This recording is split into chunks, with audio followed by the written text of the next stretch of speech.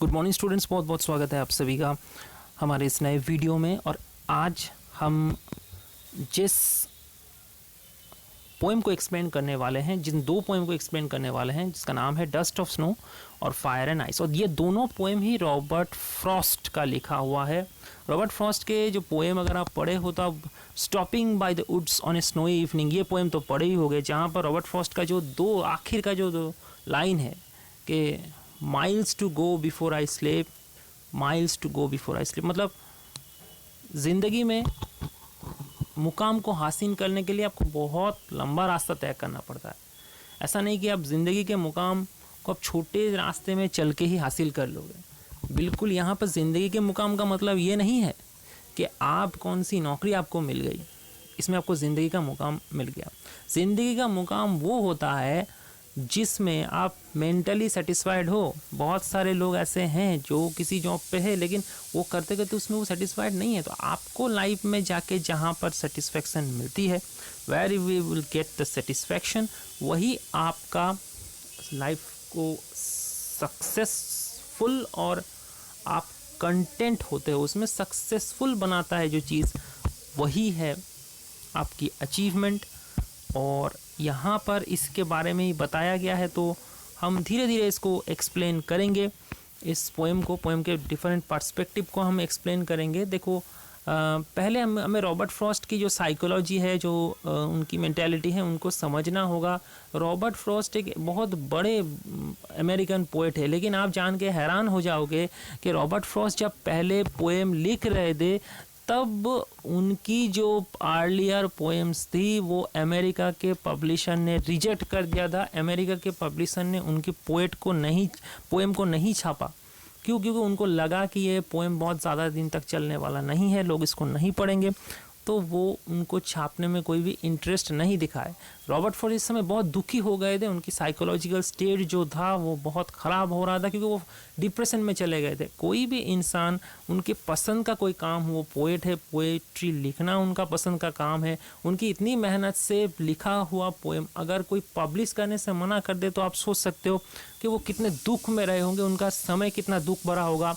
और जो पोएम उन्होंने लिखे थे वो बहुत मेहनत करके लिखे थे, उसमें उसके अंदर में बहुत डीप थॉट और इम्पैक्ट को दर्शाया गया था। लेकिन वो पब्लिशर शायद उनकी उतनी टैलेंट नहीं होती, जनरली ऐसा होता है, पब्लिशर्स की उतनी टैलेंट नहीं होती कि वो समझ पाए कि ये कैसा पोएम है।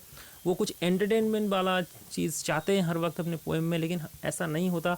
डीप इम्पैक्ट जो होता है, आपका सोच जितनी गहरी होगी, वो सोचते हैं कि सोच बहुत, पब्लिशर चाहते हैं कि सोच बहुत ज़्यादा पोएम के बारे में सोचना ना पड़े, ताकि जो नॉर्मल पब्लिक है वो आपके पोएम को अंडरस्टैंड नहीं कर पाए। लेकिन रॉबर्ट फ्रॉस्ट की पोएम ऐसे नहीं दी। वो जितनी सिंपल लैंग्वेज में लिखी हुई थी उतना ही वो डीप इम्पैक्ट के साथ वो पोएम लिखी जाती थी। तो ऐसा एक स्टेट चल रहा था। तो तब रॉबर्ट फ्रॉस्ट ने सोचा कि मैं एक काम करता हूँ, मैं इंग्लैंड चला जाता हूँ, क्योंकि ये इंग्लिश लैंग्वेज का जो शुरुआत है उसकी शुरुआत इंग्लैंड से ही हुई थी। तो वो लोग जो है वहाँ पर चर्चा होती है इन सब चीज़ों का। अगर वहाँ पर ये पोएम, हो सकता है कि वहाँ के पब्लिशर इस चीज़ को समझे, वो ये इसको एक्सेप्ट कर ले, इस पोएम को जान ले, इसीलिए वो चले गए इंग्लैंड। और जब इंग्लैंड में उन्होंने अपना पोएम दिखाया तब पब्लिशर समझ गए कि इसमें बहुत ज़्यादा टैलेंट है और उनके पोएम को पब्लिश किया।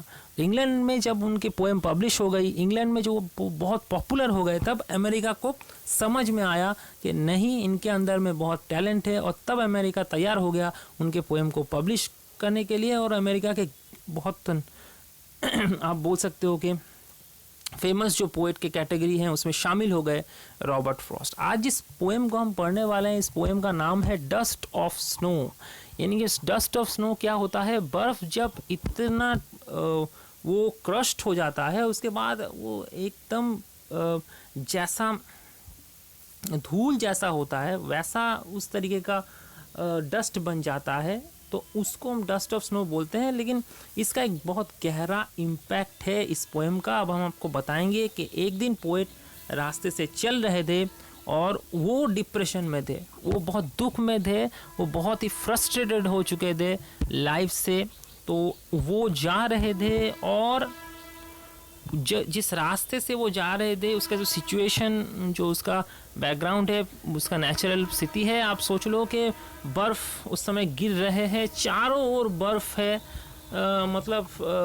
जब बारिश होती है हमें कुछ दिखाई नहीं देता, सिर्फ ऐसा स्थिति होता है। तो बर्फ़ गिरने के बाद बर्फ़ चारों ओर जम गया था। तो सामने ही जब वो चल रहे थे तो उसके पास में एक हेमलॉक ट्री था। ये हेमलॉक ट्री जो होता है, इसका जो पत्ता होता है, लीफ होता है, उससे जहर बनता है, पॉइजन बनता है। तो ये पॉइजनस प्लांट है, इसमें छोटे छोटे सफ़ेद कलर के फ्लावर आते हैं। तो इस हेमलॉक ट्री, हेमलॉक का एक पेड़ था, उसमें बर्फ़ जमा हुआ था, उसके पत्तों के ऊपर बर्फ़ जमा हुआ था। तो यहाँ क्या होता है, एक क्रो होता है और क्रो आके इसके ऊपर बैठता है। तो जब ये क्रो इसके ऊपर बैठता है, ठीक उसी पोजीशन पे पोएट उस पेड़ के नीचे थे। और होता क्या है कि अचानक, क्योंकि वो बर्फ से उड़ता हुआ आ रहा है, तो उसके पंखों में, उसके बॉडी के ऊपर उस क्रो के बर्फ जम चुका था। तो अपने बॉडी को वो झाड़ता है, और जब भी बॉडी को झाड़ता है तब वो उसका एक वाइब्रेशन क्रिएट होता है उस पेड़ में, जो ट्रांसमिट होता है उसके बॉडी से पेड़ में, और पेड़ हिल जाता है। जब भी पेड़ हिलता है तो उसमें जितना भी बर्फ है वो पूरा पोएट के ऊपर गिरता है। और पोएट के ऊपर ये जब गिरता है तब पोएट का मूड जो है, जो डिप्रेशन के मूड में था, वो बहुत दुखी थे, वो पूरी तरीके से रिफ्रेश हो जाते हैं, वो खुश हो जाते हैं। अब सवाल यहाँ पर ये उठता है कि ऊपर से बर्फ गिरा, मूड कैसे रिफ्रेश हो गया पोएट का? जो इतने दुख में थे तो उनका मूड रिफ्रेश कैसे हो गया, ये सवाल आएगा। तो इसके लिए हम आपको बताते हैं कि वो कैसे हुआ। मान लो आप हॉस्टल में हो या अभी किसी दोस्त के घर में हो, और दोस्तों के बीच बहुत झगड़ा हुआ है, एक तनाव की स्थिति बन गई है, एक टेंशन की स्थिति बन गई है। और उस समय अगर बाकी दोस्त मिलके आपके ऊपर एक बाल्टी, एक bucket of water, full bucket of water, पानी आपके ऊपर गिरा देते हैं, तो आप क्या करोगे? उस समय पहले तो आपको गुस्सा आएगा, आप भीग जाओगे, आपके ऊपर बहुत गुस्सा आएगा। लेकिन गुस्से में क्या आप किसी की जान ले लोगे? बिल्कुल नहीं। थोड़ा देर आपका अंदर में गुस्सा रहेगा, उसके बाद आप हंसने लगोगे उस चीज़ को देख के, क्योंकि सभी हंसेंगे, और फिर एक टाइम पे आपको खुद की भी हंसी आ जाएगी। और जब भी आप हंसोगे, आपकी जो मूड, जो एक आपके अंदर में, जैसे हम बोलते हैं ना, एक pressure of steam of pressure, मतलब आपके अंदर में जो एक स्टीम था, जैसे प्रेशर कुकर में जो सीटी बजते हुए प्रेशर निकल जाता है, उस तरीके से आपके मन में जो एक सैडनेस थी वो बाहर आ जाता है, और फिर आप नॉर्मल हो जाते हो। तो आप उसके बाद आपको समझ में आता है कि लाइफ में हंसने के भी बहुत सारे तरीके हैं। हम लाइफ को सिर्फ एक चीज़ के ऊपर स्टॉप नहीं कर सकते, उसको पकड़ के ही ज़िंदगी में रह नहीं सकते। हमारे लाइफ में अगर कुछ दुख के पल हैं तो खुशी के पल भी हैं, और खुशी के पल से हम उस दुख को ठीक कर सकते हैं। तो पोएट की भी ऐसी ही फीलिंग हुई। अब ये पोएम बहुत ही इम्पैक्टफुल है हमारे लिटरेचर के साथ। ये पोएट की जो फीलिंग्स है ये कैसे जुड़ जाती है, ये मैं आपको बताता हूँ। आप एक चीज़ देख लो, ये जो सारे सिंबल हैं ये डेथ के साथ एसोसिएटेड है। जैसे स्नो, ये बर्फ़, जब कोई इंसान की डेथ हो जाती है, मर जाता है वो इंसान, उसकी बॉडी जो है, उसका जो टेम्परेचर होता है वो ठंडा हो जाता है, वो बर्फ़ की तरह बॉडी ठंडा हो जाता है। जब वो इंसान जिंदा रहता है तो बॉडी गर्म रहती है, लेकिन जब वो इंसान की मौत हो जाती है तो बॉडी भी बर्फ़ की तरह ठंडा हो जाता है। ये एक बर्फ़ का डिफरेंस हुआ। दूसरा, जो डेड बॉडी होता है, जिसको प्रिजर्व किया जाता है, रखा जाता है कुछ दिन तक, डेड बॉडी ठीक से रहे, उसको बर्फ़ के अंदर में रखा जाता है। बर्फ़ के जो बॉक्स होते हैं, आइस, बहुत बड़े लंबे लॉन्ग आइस बॉक्स के अंदर में बॉडी को रखा जाता है ताकि वो प्रिजर्व रहे। तो ये जो बर्फ़ है ये सैडनेस के साथ, ये डेथ के साथ, मृत्यु के साथ एसोसिएटेड है। दूसरा, क्रो, आप क्रो को कब देखोगे? हमारे यहाँ पर भी अगर कोई क्रो आए और आवाज़ करे तो हम उसको को भगा देते हैं। हमारे संस्कृति में भी माना जाता है, क्योंकि उनकी संस्कृति में वैसा ही माना जाता है कि ये एक अपशकुन हो जाता है। अगर क्रो आके बहुत समय तक वो आपके यहाँ वो अपना कॉल करता है, क्राई करता है, तो वो एक अपशकुन होता है और हम उसको हटा देते हैं। तो हम उसको हटा देते हैं। ऐसा वेस्टर्न सोसाइटी में भी माना जाता है। और आप एक चीज़ देखोगे, ये क्रो या वल्चर यानी कि ये जो कौवे होते हैं या वल्चर होते हैं, ये गिद्ध जो होते हैं, ये कहाँ देखे जाते हैं? ये वही देखे जाते हैं जहाँ पर जो एनिमल्स, जो मरे हुए एनिमल्स है उसके लाश को फेंका जाता है, वहाँ पर ये दिखते हैं। तो जब वो वहाँ पर दिखते हैं मतलब वो डेड बॉडीज के ढेर में वो अपना खाना ढूंढते हैं, तो ये भी मौत से एसोसिएटेड है। दूसरा, हेमलॉक ट्री, जिस हेमलॉक ट्री के ऊपर बर्फ जमा हुआ था, उस हेमलॉक ट्री के जो पत्ता है उससे जहर बनता है, पॉइजन बनता है, जिसके वजह से किसी इंसान की मौत हो सकती है, हेमलॉक ट्री के पत्ते से जिसके ऊपर बर्फ जमा हुआ था। इसका मतलब यह है कि सारी जो चीज़ें यहाँ पर थे वो मौत से एसोसिएटेड थी, लेकिन इसके द्वारा किया जाने वाला घटना ही जीने का कारण बना, डिप्रेशन दूर करने का कारण बना। यानी कि हमारे लाइफ में जो नेगेटिव चीज़ें हो रहे हैं, नकारात्मक चीज़ें जो हो रही हैं, उनसे भी हम कुछ पॉजिटिविटी ले सकते हैं। ये हो सकता है हमारे साथ, सिर्फ हमारे देखने की नज़र की ज़रूरत है।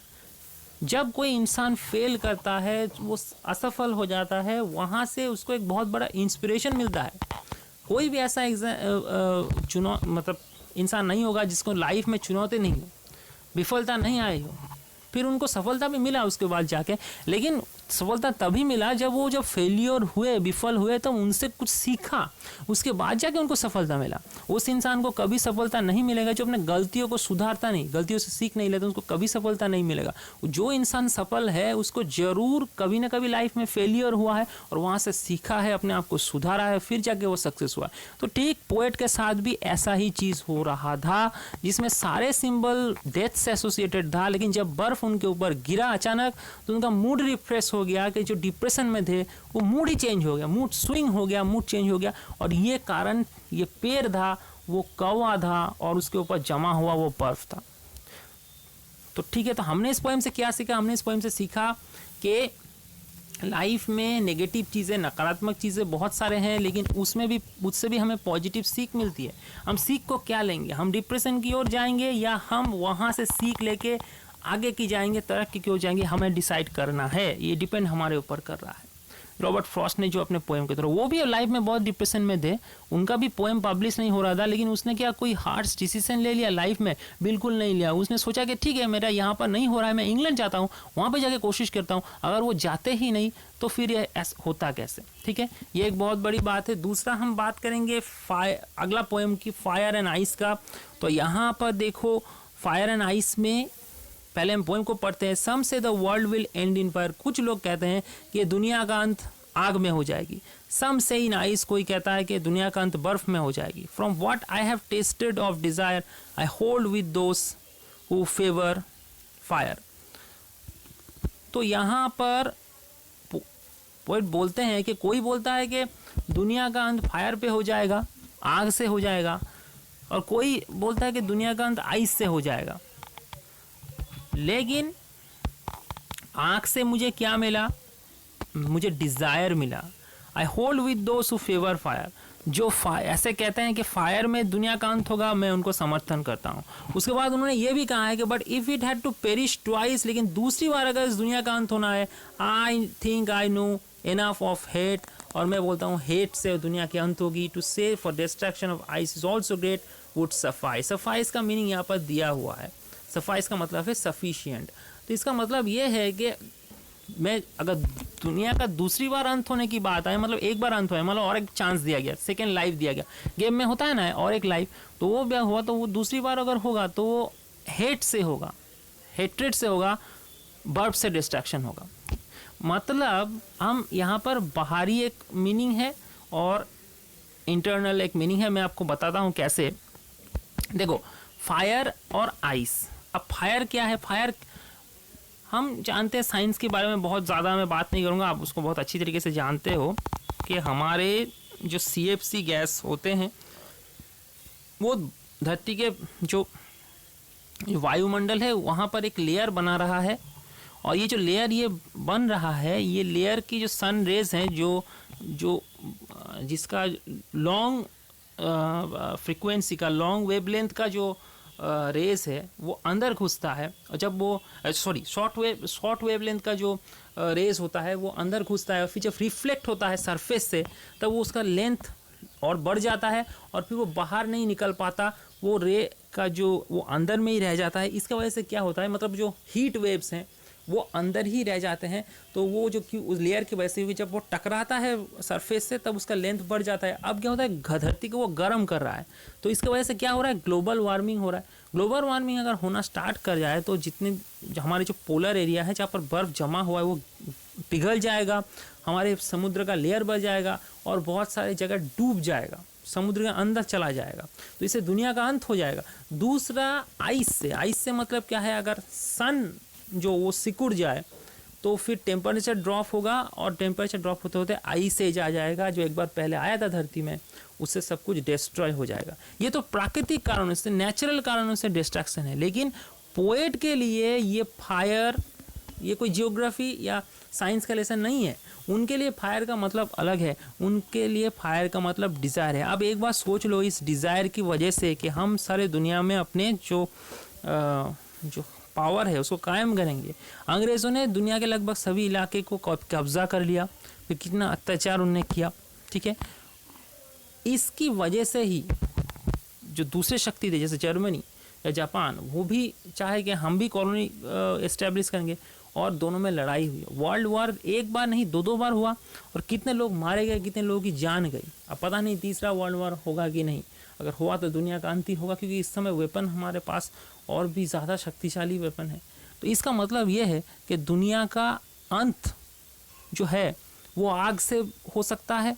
वो कैसे, आग से मतलब डिज़ायर, हम इस कब्जा करेंगे, हम ही कंट्रोल करेंगे। आज आप देख लो चाइना को सारा दुनिया में कंट्रोल करना चाहता है, इसके वजह से लड़ाई, टेंशन बढ़ जाता है। लड़ाई अगर होती है तो इस वजह से होगा, और फिर दुनिया का अंत होगा। दूसरा है आइस हेट्रेड। हेट्रेड मतलब एक दूसरे के बीच हेट्रेड पैदा करना। वो धर्म के नाम पे हो सकता है, वो जाति के नाम पे हो सकता है, वो कम्युनिटी के नाम पे हो सकता है, एक दूसरे के साथ में यूनिटी नहीं। इससे क्या होता है, इससे आपको बाहरी लड़ाई करने की ज़रूरत ही नहीं है, अब ऐसे ही बर्बाद हो जाओगे, जैसा सीरिया में हो रहा है, इराक में हो रहा है। उनके अंदर में वो तो एक ही इस्लामिक स्टेट ही है, लेकिन उसके अंदर में लड़ाई क्यों हो रहा है, एक दूसरे के अंदर में हेट्रेड। ऐसा नहीं कि धर्म के कारण नहीं हेट्रेड फैलता है, जाति के कारण नहीं हेट्रेड फैलता है, वो लोग तो एक ही धर्म है, वहाँ पर तो जातिवाद है ही नहीं, तो फिर वो एक दूसरे के साथ लड़ाई कैसे कर रहे हैं। तो इंसान एक दूसरे को कभी अच्छी तरीके से समझ ही नहीं पाए, एक दूसरे के ऊपर वो हेट करते हैं, घृणा करते हैं।